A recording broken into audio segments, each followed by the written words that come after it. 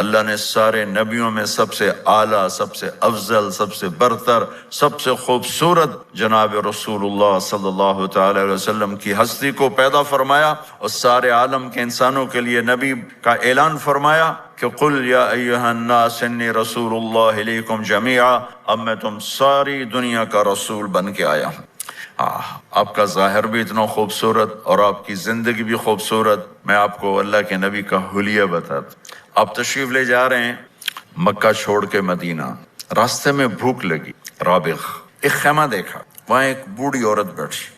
آپ نے ان سے کہا ماں جی کچھ کھانے کو ملے گا، پیسے دیں گے؟ اس نے کہا بیٹا بارش نہیں ہوئی، کچھ بھی نہیں ہے، قحط ہے، کھانے کو بھی نہیں ہے، پینے کو بھی نہیں ہے۔ تو ایک بکری کھڑی تھی، بالکل کمزور، اس کے جسم پر صرف کھال تھی۔ آپ نے کہا اس بکری کا دودھ نکال لوں؟ وہ کہنے لگی دیکھ تو رہے ہو اس کے جسم پر تو سوائے کھال کے اور ہے کچھ نہیں، کہاں سے نکالو گے؟ کہا مجھے اجازت دو۔ اب چونکہ ایک عجیب سا واقعہ ہو رہا ہے کہ ایک ایسی بکری سے دودھ نکالنے کی بات ہو رہی ہے جو چل بھی نہیں سکتی، تو بڑھی آپ کو ایسے غور سے دیکھنے لگی کہ یہ کون ہے، یہ کون ہے جو اس مری ہوئی بکری سے دودھ نکالنا چاہتا ہے؟ تو غور سے دیکھ رہی، تو آپ آنکھوں میں سما گئے۔ پھر اس نے اس کو بیان کیا، آپ نے اس بکری کے تھنوں کو پکڑا تو لٹک کے نیچے آ گئے، دودھ سے بھر گئے۔ تو اپنے بڑے برتن میں دودھ نکالا، اپنے تینوں ساتھیوں کو پلایا، خود بھی پیا، پھر دوبارہ دودھ نکال کے برتن پورا بھر کے اس بڑھیا کو دے، اور آپ چلے گئے۔ شام کو اس کا خامد آیا، ابو معبد، انہیں کہا ام معبد یہ دودھ کہاں سے؟ کہا اس بکری کی۔ کہا پاگل ہے، یہ تو چل نہیں سکتی، اس کا دودھ کہاں سے آ گیا؟ کہا ایک نوجوان آیا تھا، اس کے ہاتھوں میں کوئی تاثیر تھی، جادو تھا، جس سے یہ دودھ نکلا ہے۔ وہ کہنے لگا ان عتیلی، بتاؤ وہ کیسا تھا؟ شاید آپ نے کبھی سنا نہ ہو اپنے نبی کا حلیہ، میں بتانا چاہتا ہوں ہمارے نبی کیسے تھے۔ رأیت رجلا ظاہر الوضاء ابلج الوجه حسن الخلق لم تعبه ثجلة ولم تجرب به سعلة وصيم قصيم في عينيه دعج في أشفاره وطف في صوته سحل في لحيته كثافة في عنقه ستع أكحل أحور أزج أقرن إن صمت فعليه الوقار وإن تكلم فسماه وعلاه البهاء أجمله وأبهاه من بعيد وأحسنه وأحلاه من قريب كأن منطقه خرزات نذب يتحدرن فصل لا هزر ولا نزر سبحان الله لم تقتحم عين من قصر ولا تشنه من طول ربعة انظر الثلاثة غصن بين غصنين۔ کیا اماں الفاظ بول گئی، آج تک عالم تھک گئے ترجمہ کرتے ہوئے۔ کہنے لگی میں تمہیں کیا بتاؤں، میں نے ایک شخص دیکھا، مجھے لگا جیسے 14ویں کا چاند ہی کپڑے پہن کے زمین پہ آ گیا۔ ظاہر الوضاء ابلج الوجه، چمکتا چہرہ۔ میں پورا آپ کو ایک اور حدیث بھی ساتھ جمع کر لیتا ہوں۔ عظیم الہامہ، خوبصورت سر، بڑا شدید سواد الشعر، سیاہ کالے بال، عظیم الہامہ، سر خوبصورت گولائی میں، واسع الجبین، کھلا ماتھا، ازہر اللون، کلیوں جیسا خوبصورت رنگ چمکتا ہوا۔ پھول میں چمک تھوڑی ہو جاتی، کلی میں زیادہ ہوتی، کلیوں جیسا رنگ چمکتا ہوا۔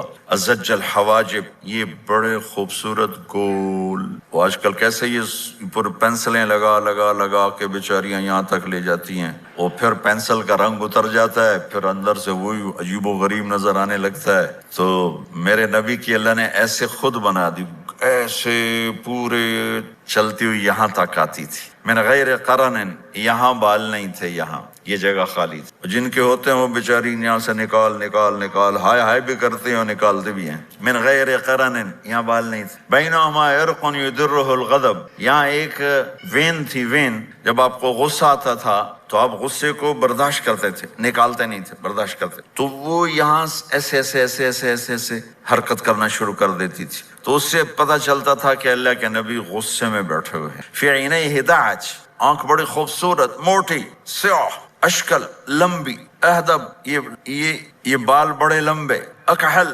بغیر سرمے کے سرمہ لگا ہوا، انجل، ابرج، اہدب، احوج، ادعج، اکحل، یہ سب نام میرے نبی کی آنکھوں کے ہیں کہ اللہ نے ایسی خوبصورت آنکھ کائنات میں اور کسی کو نہیں تھی۔ حسین آنکھ تھی، اس میں باریک سرخ دھاریاں تھی، اور سیاہی سیاہ تھی، سفیدی سفید تھی۔ جب آپ آنکھ اٹھا کے کسی کو دیکھتے تھے کوئی آپ کی آنکھوں میں آنکھیں نہیں ڈال سکتا، سب ایسے ہو جاتے۔ اس لیے میرے نبی یوں نہیں دیکھتے تھے، لوگ ایسے دیکھتے تھے، جل نظرہ الملاحظہ، ایسے جب کبھی آنکھ اٹھتی تھی پھر سب آپ کے سامنے یوں ہو جاتے تھے، کوئی آپ کے چہرے پہ نظر نہیں ڈال سکتا تھا۔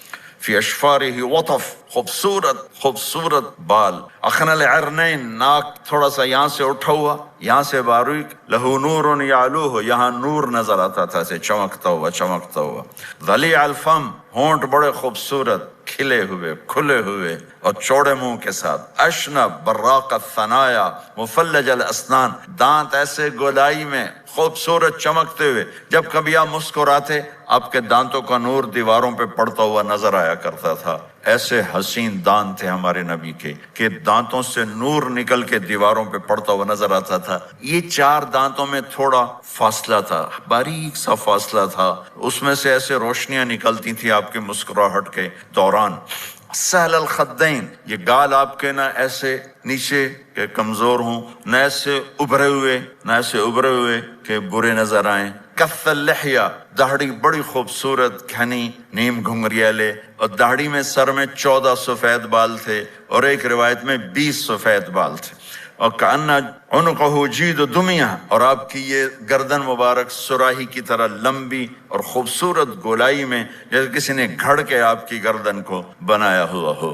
اور آواز میں جادو، فی صوتہ سحل، آواز میں جادو، آواز میں کشش، آواز میں گرفت۔ طفیل بن عامر ایک بڑے عرب سردار ہیں، وہ مکے میں آئے، لوگوں نے کہا ایک جادوگر ہے جس کو سناتا ہے اس کا ہو جاتا ہے، تم اس کے نہ سننا۔ انہیں ڈر کے اپنے کان میں روئی ڈال لی کہ میں سنتا ہی نہیں۔ طواف کر رہے تھے، آپ پہ نظر پڑی، آپ نماز پڑھ رہے تھے ایک طرف کھڑے ہو کر، تو نظر پڑی تو کھچ گیا دل، تو کہنے لگے من ہوا، یہ کون ہے؟ تو مکے والوں نے کہا ہوا یہ وہی جادوگر ہے۔ تو طفیل کہنے لگے میری جی میں آیا، تو اتنا بڑا سمجھدار آدمی ہے، یہ اتنا خوبصورت انسان میرے خیال میں جادوگر نہیں ہو سکتا، میں اس کی سنتا ہوں، اگر اچھی بات ہوگی تو لے لوں گا، غلط ہوگی چھوڑ دوں گا۔ تو طواف پورا کر کے آپ کے پاس آ کے بیٹھ گیا، آپ نے سلام پھیرا، تو طفیل کہنے لگا ما تقول یا محمد، کیا کہتے ہو محمد، کچھ سناؤ۔ تو آپ نے چند جملے بولے، ان الحمد للہ احمدہ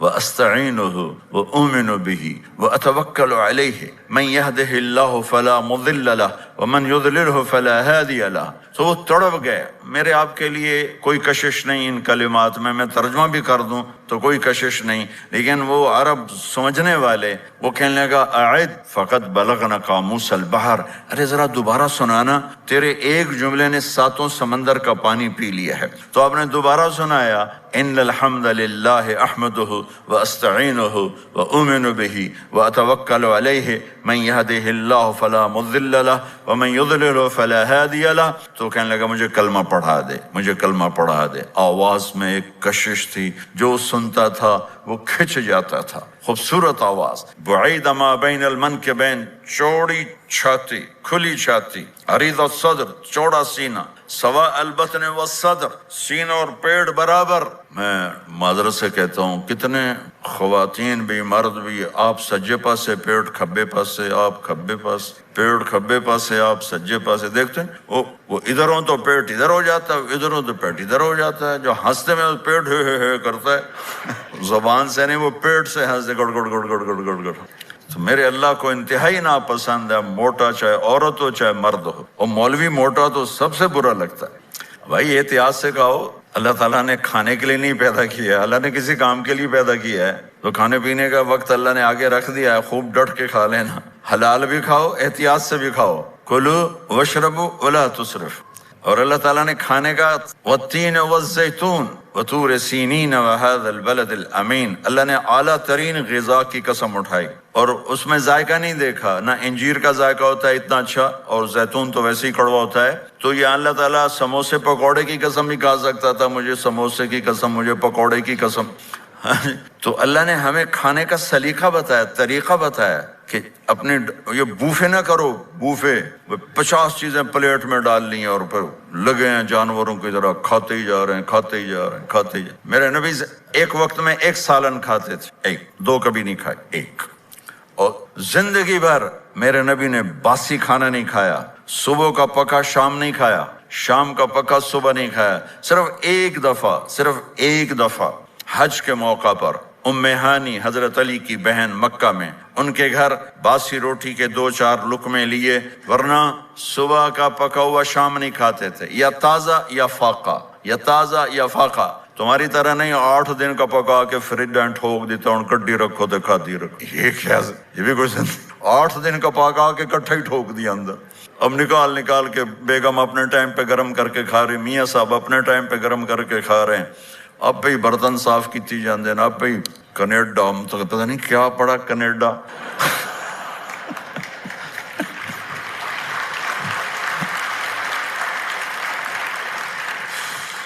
میں انگلینڈ گیا تو میرے بڑے اچھے دوست ہیں، وہ کہنے کہ مولانا میں نئی گاڑی لایا ہوں، آپ کو اس میں بٹھانا ہے، کہ اچھا کتنے کی؟ کہنے کا 2.5 لاکھ پاؤنڈ کی ہے، 2.5 لاکھ پاؤنڈ کی۔ میں نے کہا اس کا ڈرائیور کون ہے؟ کہا جی ڈرائیور تو ہم خود ہی ہوتے ہیں۔ میں نے کہا پھر ہماری سوزوکی اچھی ہے جس پر ڈرائیور رکھا ہوتا ہے، صاف بھی کرتا ہے بٹھاتا بھی ہے، تم اچھے 2.5 لاکھ پاؤنڈ کی گاڑی لی ہے، ٹائر بھی خود دھو رہے ہو اور اس کے میٹ بھی خود صاف کر رہے ہو نکال کے، ابھی بیگم نے برتن بھی تم سے صاف کروانے ہیں، وہ الگ سے کام ہے۔ میرے نبی سوا البطن والصدر، میرے نبی کا سینہ اور پیٹ برابر تھا، سبت القصد، بالکل ایسے سیدھا قد، بالکل، اور کبھی زندگی بھر پیٹ بھر کے کھانا نہیں کھایا، صبح کھایا شام نہیں کھایا، شام کھایا صبح نہیں کھایا، جان بوجھ کے، اور جب کھایا تو چند لقمے۔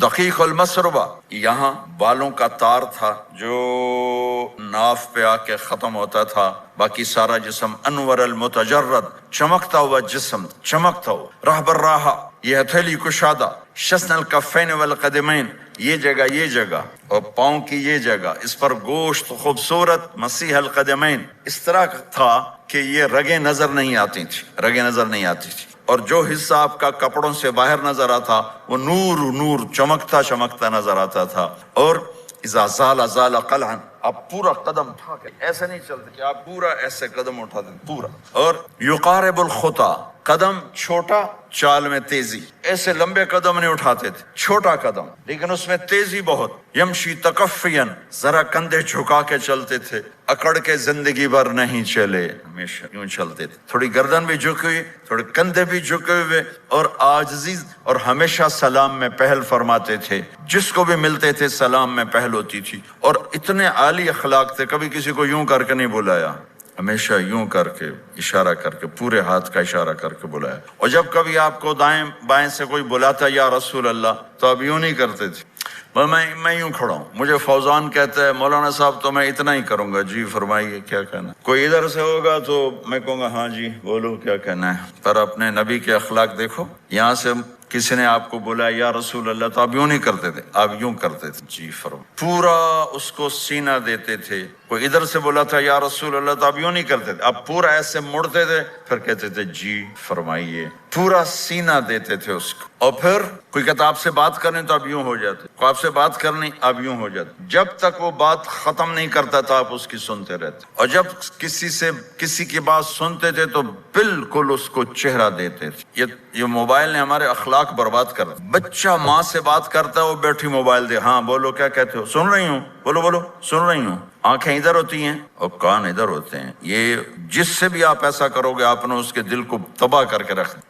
توجہ فرمائیے، ہمارے اردو میں کہتے ہیں توجہ، تا ہٹا دو تو نکلتا ہے وجہ، چہرہ، اپنا بوتھا شریف میری طرف کرو، مجھے عزت دو، میری آنکھوں میں آنکھیں ڈال کے بات کرو۔ آپ کو صحیح سچا واقعہ سناؤں، ہمارے فیصل آباد میں ایک خاتون اسکول ٹیچر تھیں، تو وہ پیپر چیک کر رہی تھی تو رونے لگیں مارکنگ کرتے ہوئے، تو ان کے ہسبینڈ نے پوچھا کیوں روئی ہو، تو اس نے ایک پیپر نکال کے دے دیا، کہا اس کو پڑھو، تو اس میں ایک سوال تھا کہ بچوں سے کہ آپ کیا بننا چاہتے ہیں، تو بچے نے لکھا تھا میں اسمارٹ فون بننا چاہتا ہوں، کہ میں دیکھتا ہوں کہ میری ماں اور میرے جو فادر ہیں وہ مجھے اتنا توجہ نہیں دیتے جتنا اپنے فون کو توجہ دیتے ہیں، میں ان سے بات بھی کروں تو وہ اپنے فون میں لگے ہوتے ہیں اور اسی میں لگے مجھ سے بات کرتے ہیں، میرا جی چاہتا ہے میں بھی اسمارٹ فون ہوتا۔ تو ان کے خاوند نے پوچھا تو کیوں روئی ہو، کہ یہ تیرے میرے بیٹے نے لکھا ہے یہ، اوپر تو رول نمبر تھا نا، ان کو تو پتا تھا کس کا رول نمبر ہے، باپ کو نہیں پتا تھا کہ یہ تیرے میرے بیٹے نے لکھا ہے کہ میں اسمارٹ فون بننا چاہتا ہوں۔ تو یہ ضرورت کی چیز ہے، لیکن اب آپ تو اپنا کلچر بھول گئے۔ مراسی بڑی ایک عالی شان قوم ہوتی ہے ہمارے پنجاب میں، تو وہ ہماری پنجابی کی مثال ہے، مراسیاں دا پتر جمیا انہیں چوم چوم کے مار چھڑیا۔ تو یہ سمارٹ فون نے تمہیں ٹوائلٹ میں بھی فارغ نہیں رکھا، ٹوائلٹ میں بھی سودے کر رہے ہوتے ہیں بیٹھے ہوئے۔ تو ہر چیز کی ایک ترتیب ہے۔ میرے نبی جب کسی کی سنتے تھے تو پوری طرح متوجہ ہوتے تھے، چھوٹے کو بھی عزت دیتے تھے، بڑے کو بھی عزت دیتے تھے۔ تو میرے اور اللہ کے درمیان جناب رسول اللہ صلی اللہ تعالی علیہ وسلم کی ہستی، یہ واسطہ ہیں، یہ رابطہ ہیں کہ مجھے اپنی زندگی میں ڈھلنا ہے اس محبوب کے طریقے میں جس سے میرے اللہ نے پسند کیا۔ فلا وربک، یہ قرآن کی پہلی قسم ہے، والعصر، یہ قرآن کی آخری قسم ہے۔ فلا وربک لا یؤمنون حتی یحکموک فیما شجر بینہم ثم لا یجدوا فی انفسہم حرجا مما قضیت ویسلموا تسلیما۔ مجھے قسم ہے میرے محبوب آپ کے رب کی، سبحان، یہ قرآن کی سب سے خوبصورت قسم ہے، اور اظہار محبت میں سب سے عالی شان قسم ہے کہ اللہ تعالیٰ یوں کہہ رہا ہے، اے میرے محبوب مجھے آپ کے رب کی قسم۔ خود ہی قسم اٹھاتا ہے، اور انداز ایسا ہے جیسے قسم اٹھانے والا کوئی اور ہے اور رب محمد کوئی اور ہے۔ یہ اظہار محبت کی آخری شکل ہوتی ہے کہ قسم اٹھانے والا اپنے آپ کو دو بنا دے۔ مجھے آپ کے رب کی قسم، کینیڈا والوں کو بتا دیں جب تک آپ کے طریقوں پر نہیں آئیں گے میں انہیں قبول نہیں کروں گا۔ اللہ کے نبی کو راضی کرنا، ان کے خوشی کو حاصل کرنا۔ ایک صحابی آئے، یا رسول اللہ میرا پڑوسی ہے، اس کی کھجور ایسے ہو کر میرے گھر کے صحن میں اس کے چند آتے ہیں شاخیں، جب پھل لگتا ہے تو وہ گر جاتا ہے، تو میرے بچے اٹھاتے ہیں تو وہ ادھر سے دوڑ کے آتا ہے، ان کے منہ سے کھجور نکال لیتا ہے۔ آپ اسے کہیں کہ بچوں پہ اتنی سختی نہ کرے۔ آپ نے اسے بلایا، وہ منافق تھا، آپ نے اسے بلا کر کہا کہ یہ کھجور مجھے دے دو اور اس کے بدلے جنت میں مجھ سے ایک کھجور لے لو۔ وہ کہنے لگا یا رسول اللہ یہ مجھے اور میرے بچوں کو بڑی پسند ہے، کوئی اور ہوتی تو میں دے دیتا۔ اب چپ ہو گئے، وہ چلا گیا۔ ایک صحابی بیٹھے تھے، ابو الدحدہ، یا رسول اللہ میں لے دوں؟ مجھے آپ وعدہ کرتے ہیں، مجھ سے وعدہ کرتے ہیں آپ مجھے جنت میں لے کر دیں گے؟ آپ نے کہا ہاں۔ تو پیچھے پہنچ گئے، کہنے لگے بھائی کھجور کا سودا کرو۔ کہا جاؤ جاؤ، میں نے اللہ کے نبی کو نہیں بیچی، تمہیں کیسے بیچ دوں؟ کہنے لگے جو تیرے منہ میں آتا قیمت مانگو۔ کہنے لگا اپنا باغ مجھے دے دے، کھجور لے لے۔ باغ میں 600 کھجوریں تھیں۔ تو کہنے لگا پکی بات ہے؟ کہاں پکی؟ کہ چلو باغ تیرا، کھجور میری۔ انہوں نے کہا ٹھیک، مجھے اور کیا چاہیے؟ 600 کھجوروں کا باغ۔ دوڑے دوڑے آئے، یا رسول اللہ میں نے کھجور خرید لی، آپ اب اس کو دے دیں۔ ہم نے کہا انہیں مجھے تو دینی، تمہیں کیسے دے دی؟ کہا جی میں نے پورا باغ دے دیا اور کھجور اس سے لے لی، 600 کھجوروں کا۔ آپ نے کہا ہمارا پچھلا سودا کینسل، پہلے تھا ایک کھجور لے کر دوں گا، اب تیرا میرا سودا یہ ہے کہ تیرے لیے جنت میں بے شمار باغات بھی مل گئے اور تیرے لیے گھر بھی تیار ہو گئے۔ کم من عزق رداح ودار فیاح لأب الداحداح۔ انہوں نے وہیں سے چھلانگ لگائی اور دوڑے دوڑے باغ گئے، اندر نہیں گئے، باہر سے کھڑے ہو کر کہا ام الدحدہ باہر آ جاؤ، ہم نے یہ باغ اللہ اس کے رسول کو دے دیا۔ یہ میرے عزیزو جہاں بھی رہو محمد مصطفیٰ صلی اللہ علیہ وسلم کی مبارک اور پاکیزہ زندگی کو اپنا ساتھی بنا لو، تو یہ جہان بھی آپ کا ہے، وہ جہان بھی آپ کا ہے۔ کوئی مشکل زندگی نہیں ہے، چند فرائض ہیں، 5 وقت کی نماز ہے، کیا زور لگتا ہے، کتنی دیر لگتی؟ 5 وقت نماز میں کتنی دیر لگتی؟ اور مسافر ہو تو آدھی ہو جاتی۔ روزہ سال کے بعد آتا ہے، آپ کے تو روزے ٹھنڈے ہوتے ہیں، چلو لمبے ہوتے ہیں لیکن ٹھنڈے ہوتے ہیں، ہمارے روزے تو بڑے گرم ہوتے ہیں، وہ بھی سال کے بعد ہے۔ اس میں بیمار ہو جاؤ تو معاف ہے، سفر میں ہو تو معاف ہے، بعد میں رکھ لینا۔ زکوٰۃ وہ مالدار پر ہے، حج مالدار پر ہے، غریب پر نہ زکوٰۃ ہے نہ حج ہے، تو پیچھے صرف ایک نماز رہ جاتی۔ نماز ایک ایسی دولت ہے جس کے بارے میں کوئی گنجائش نہیں ہے کہ اسے ہر حال میں ادا کرو۔ اگر اس میں کوئی گنجائش ہوتی تو مجھے میدان کربلا میں میرے نبی کے نواسے کی جب گردن اڑائی جا رہی تھی اور نماز کا ٹائم ہوا ہے تو آپ نے کوفے والوں سے کہا تھوڑی دیر رک جاؤ مجھے نماز پڑھنے دو، تو انہوں نے کہا ہم نماز پڑھنے کے لیے جنگ نہیں روکیں گے، تو آپ نے فرمایا پھر ہم نماز نہیں چھوڑیں گے۔ آپ نے آدھوں کو لڑائی پہ لگا دیا اور آدھوں کے ساتھ مل کر آپ نے نماز ادا فرمائی، پھر ان کو لڑائی پہ لگا دیا اور پہلوں کو کہا نماز پڑھنے کو، اور عصر سے پہلے سب کے سر کٹ کے نیزوں پہ چڑھ گئے۔ تو ایک نماز ایسی چیز ہے، آپ بہت بڑا مجمع اہل ایمان کو، نوجوان بھی ہیں، بچے بھی ہیں، بچیاں بھی ہیں، خواتین بھی ہیں، حضرات بھی ہیں۔ میرے نبی کی زندگی میں نماز، میرے نبی جب دنیا میں تشریف لائے، اور لیڈی ڈاکٹر ہی کہہ لو، دائی شفا بنت اسد، انہوں نے آپ کو ماں کے پہلو میں لٹایا تو آپ نے ایک دم ایسے کروٹ بدلی اور سجدے میں لمبا سجدہ کیا، پھر اس کے بعد سر اٹھا کے یوں کیا، اور اس ہاتھ کا سہارا لے کر اس ہاتھ کو یوں اٹھایا اور ایسے انگلی کو کیا تو ایک پورے عالم میں نور ہی نور پھیل گیا، اور آپ گرے، اور پھر اس بچہ جیسے ہوتا ہے ویسے آتے ہی اعلان کیا کہ میں سجدے لے کر آ رہا ہوں۔ اور جب آپ دنیا سے جا رہے تو آپ نے کہا نماز نماز نماز نماز نماز نہ چھوڑنا۔ عبادات میں ایک نماز ایسی ہے جس میں گنجائش نہیں۔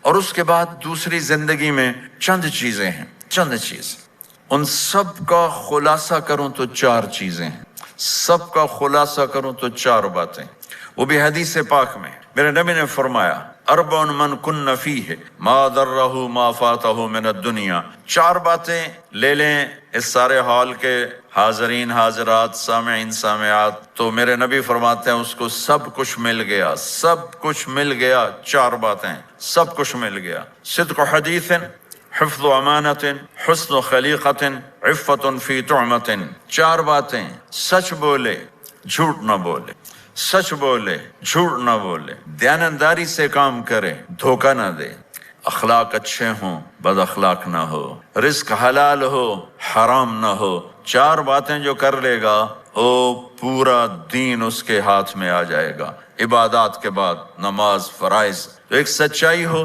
ایک دیانتداری ہو، ایک اخلاق اچھے ہوں اور ایک رزق حلال ہو، تو ہر چیز آپ کے تابع اللہ تعالیٰ کر دے گا۔ یہ پورے کا پورا دین ہے جو میرے نبی لے کر دنیا میں تشریف لائے۔ یہاں کے ماحول میں دوڑ لگی ہوئی ہے، اور ایک دوسرے کو خیال کرنا یا اس کے لیے وقت نکالنا، خاص طور پر جہاں والدین پوری دنیا میں ہی پریشان ہیں، لیکن ان ملکوں میں زیادہ پریشان ہیں کہ پتہ نہیں سسٹم ایسا ہے یا قدر کوئی نہیں ہے، لیکن میرے نبی نے فرمایا تھا کاش میری ماں زندہ ہوتی تو تم لوگ دیکھتے میں کیا کرتا، میں عشاء کی نماز کے مصلی پہ کھڑا ہوتا، سورۃ فاتحہ پڑھ رہا ہوتا، اور ادھر سے میری ماں مجھے پکارتی محمد، تو میں ماں کے لیے نماز توڑ دیتا۔ ایک صحابی کا پیغام آیا ان کی بیگم کا کہ وہ مر رہے ہیں لیکن کلمہ نہیں پڑھا جا رہا، تو آپ تیزی سے اس کے گھر گئے، دیکھا تو وہ بول رہے ہیں، آپ نے کہا کلمہ پڑھو، کہا یہ نہیں پڑھا جاتا، ویسے بول رہے ہیں نہیں پڑھا جاتا۔ آپ نے پوچھا اس کے والدین میں کون زندہ ہے، کہا جی ماں زندہ ہے۔ آپ نے کہا بلاؤ، کہ ماں آ گئی۔ آپ نے کہا تم اس سے ناراض ہو، کہا جی ناراض ہوں۔ کیا ناراضگی ہے؟ کہ یا رسول اللہ بدتمیزی سے بولتا تھا، بس اور کوئی ناراضگی نہیں، بہت نیک بچہ ہے، تہجد بھی پڑھتا ہے، روزے بھی رکھتا ہے، قرآن بھی پڑھتا ہے، مجھ سے بولتا ہے تو سخت ہو کے بولتا، ریش ہو کے بولتا۔ تو آپ نے کہا معاف کرتی ہو؟ کہا نہیں میں نہیں معاف کرتا۔ تو آپ نے فرمایا میں اسے آگ لگا دوں پھر سفارش کرو گے؟ کہا ہاں پھر تو کروں گے۔ کہا اگر تو نے معاف نہ کیا تو اللہ اسے جہنم میں ڈال دے گا۔ انہوں نے کہا نہیں میں معاف کرتی ہوں۔ جب ماں نے کہا میں معاف کرتی ہوں، آپ نے کہا کلمہ پڑھو، تو اس نے کہا لا الہ الا اللہ، اور اس کی جان نکل گئی۔ پھر آپ نے ان کا جنازہ پڑھایا اور فرمایا کہ جس نے ماں باپ کو دکھ دیا اس پہ اللہ کی لعنت، اس پہ زمین آسمان کی لعنت، ان کی نہ نماز قبول ہے، نہ روزہ قبول ہے، نہ صدقہ قبول ہے۔ تو مجھے آپ اکثر نوجوان نظر آ رہے ہیں، آپ فیملیز والے ہیں، اپنے ماں باپ کو عزت، اپنے ماں باپ کے پاؤں دھو کر پئیں، ان کی دعا لے لیں، وہ دعا آپ کو کہاں سے کہاں پہنچا دے گی۔ ماں باپ کی دعائیں وہ کام کرتی ہیں جو نہ امریکن ڈالر کرتا ہے، نہ کینیڈین ڈالر کرتا ہے، نہ برٹش پاؤنڈ کرتا ہے، نہ پاکستانی ہندوستانی روپیہ کرتا ہے۔ ماں باپ کی دعاؤں سے ساتوں آسمان کے دروازے کھل جاتے ہیں، زمین آسمان کی برکتیں سمٹ کر ان لوگوں کے پاؤں میں آتی ہیں جو اپنے ماں باپ کی دعا لیتے ہیں۔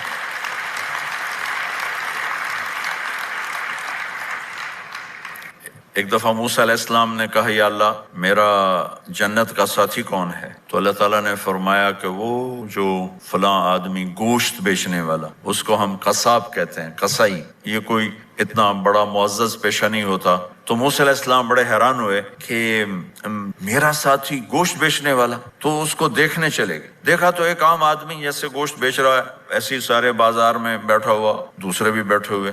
جب شام ہوئی اس نے تھیلے میں گوشت کا ٹکڑا ڈالا اور گھر گیا تو موسیٰ علیہ السلام بھی ساتھ گئے. تو اس نے جا کر گوشت کو کاٹ کے ہانڈی میں چڑھایا، آٹا گوندنے لگا، آٹے کو رکھ دیا، پھر سالن تیار کیا، پھر روٹی تیار کی. ایک عورت بوڑھی یوں کر کے چارپائی پہ لیٹی ہوئی تھی، اس کو ہلایا جلایا، ماں جی اٹھ کے بیٹھ گئی. تو اس کو ہاتھ کا سہارا دے کے کھانا کھلایا، اپنے ہاتھوں سے کھلایا، کھلاتا رہا. جب اس نے کہا بس تو اس نے اس کا منہ صاف کیا، کلی کرائی. جب وہ لیٹنے لگی تو کچھ بولی. تو موسیٰ علیہ السلام دور کھڑے تھے، سمجھے نہیں کہ یہ کیا بول رہی. تو موسیٰ علیہ السلام نے پوچھا یہ کیا کہہ رہی تھی؟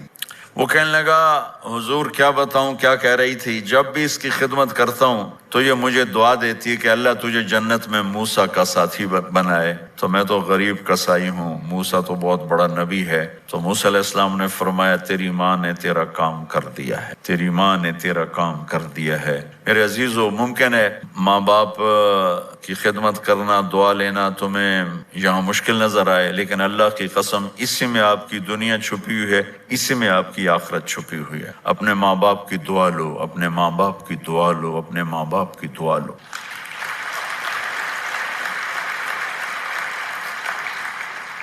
دوسرا رشتہ ہے یہاں خاوند اور بیوی کا. پورے ویسٹ میں طلاقیں بہت زیادہ ہو گئی ہیں، بہت زیادہ طلاق کی ریشو بڑھ گئی ہے. یہ سب سے خوبصورت رشتہ ہے، سب سے عالی شان رشتہ ہے. اور اللہ کے نبی نے فرمایا سب سے بہترین انسان وہ ہے جو بیوی کے ساتھ اچھا سلوک کرتا ہو. اور آپ کو ایک عجب حدیث سناؤں، سب سے پہلے جو چیز قیامت کے دن میری نیکیوں اور برائیوں کو تولنے کے لیے جب اللہ ترازو لگائے گا تو سب سے پہلے جو چیز تولنے میں رکھی جائے گی وہ میرا بیوی کے ساتھ سلوک تولا جائے گا، اور بیوی کا خاوند کے ساتھ سلوک تولا جائے گا. یہ وہ رشتہ ہے جس کو سب سے پہلے جنت میں بنیاد رکھی گئی. اللہ نے آدم اور حوا کا نکاح پڑھا کر انہیں خاوند اور بیوی کے رشتے میں جوڑا، اور یہی رشتہ جنت میں جا کے آخر میں بھی یہی رشتہ ہے، وہ خاوند اور بیوی کا رشتہ ہے.